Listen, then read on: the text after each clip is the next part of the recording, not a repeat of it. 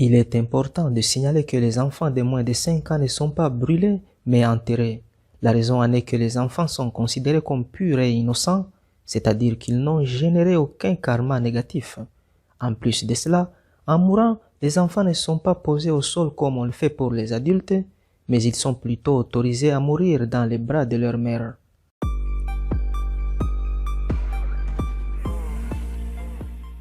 Le concept de l'âme dans la religion hindoue, c'est le centre de la compréhension de la plupart des pratiques liées à la mort dans cette religion.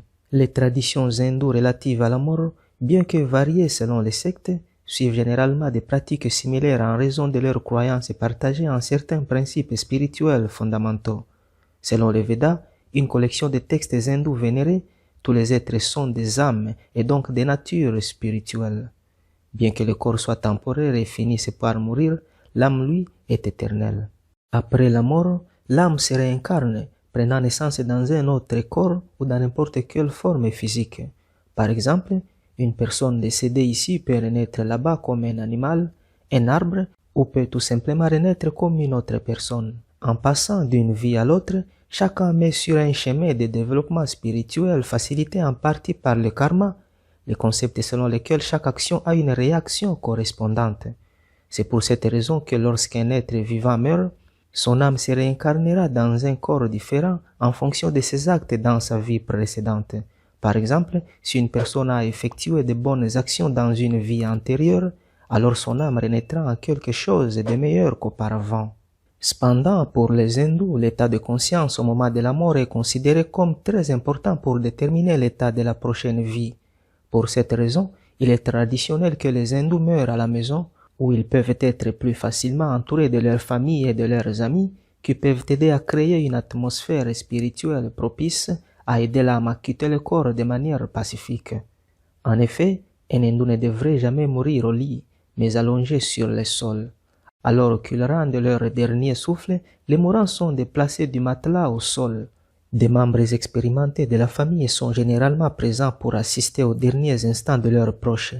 Traditionnellement, de l'eau prélevée du fleuve Gange est versée dans la bouche de la personne qui est en train de mourir.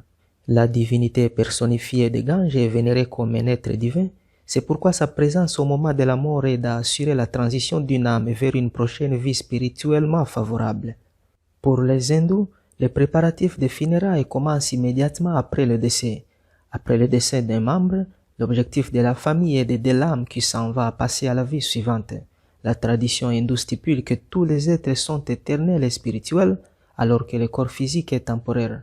Ainsi, les hindous pratiquent la crémation, une technique funéraire visant à brûler et réduire en cendres le corps d'une personne décédée. Cette pratique est considérée comme un moyen de libérer l'âme de cette vie, afin qu'elle puisse passer à la suivante. La crémation du corps est également considérée comme le sacrifice final de la vie. Le sacrifice, selon l'hindouisme, fait partie intégrale de l'évolution spirituelle. Pour devenir un être plus aimant, il faut devenir plus altruiste, et le véritable altruisme existe lorsque les gens s'efforcent de servir sincèrement les autres. Pour servir les autres, il faut sacrifier du temps, de l'énergie et des ressources. En d'autres termes, le sacrifice est au cœur du service. C'est pourquoi il est recommandé aux hindous d'accomplir une variété de sacrifices pour aider à inculquer une mentalité d'altruisme. Il est important de signaler que les enfants de moins de 5 ans ne sont pas brûlés, mais enterrés. La raison en est que les enfants sont considérés comme purs et innocents, c'est-à-dire qu'ils n'ont généré aucun karma négatif. En plus de cela, en mourant, les enfants ne sont pas posés au sol comme on le fait pour les adultes, mais ils sont plutôt autorisés à mourir dans les bras de leur mère. Bien que disparus, la présence de la mort est considérée comme laissant à la fois la maison et la famille dans le besoin de purification et d'élévation.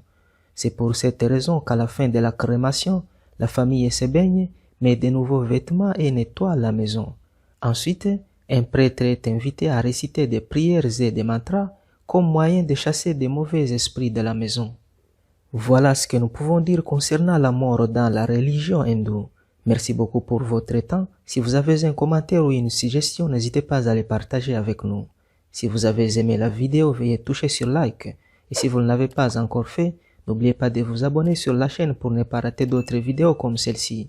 Portez-vous bien, à très bientôt.